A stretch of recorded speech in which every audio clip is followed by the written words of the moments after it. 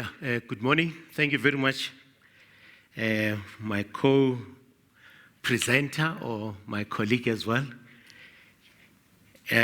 Before I start, I think Mutse told you who he is. Myself, Mutibi Ramusi, I work for the National Lotteries Commission as a Chief Information Officer.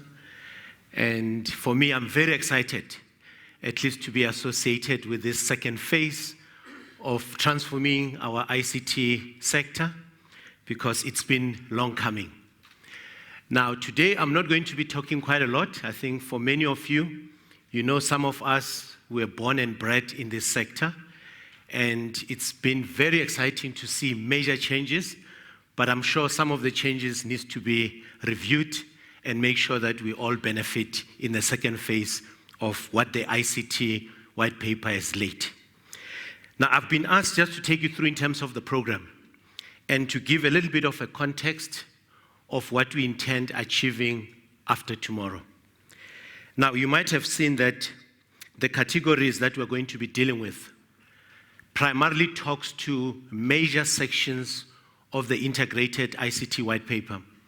For those that participated, some of you have been asking questions for the past 22 years and say, what has changed? And if nothing has changed, what needs to be done differently? And even if we're to do things differently, who must participate in that change? So one of the areas, it's about technology. We all know that technology evolves. We're going to be hearing quite a lot about new platforms. People talk about 5G. Perhaps there's something new that other engineers will educate us upon. So Andile is going to take us through that whole roadmap for 5G. Now, what I'm going to encourage participants as well with panel discussions. The first one talks primarily about the digital fund. I come from a rural area in Limpopo, Butokwa. As much as I've always wanted to build a network in my village, access to fund, it remains a problem in our country. Now, we need to identify any other new models that one could look into for funding. So we're going to have a panel, teams of experts taking us through of what we should be looking for, aligned to the white paper itself. Then, as introduced, our acting DG is here from the Department of Telecommunication and Postal Service. We're going to have the minister as well addressing us because of the relevance as the main sponsor of the main document that we'll be discussing.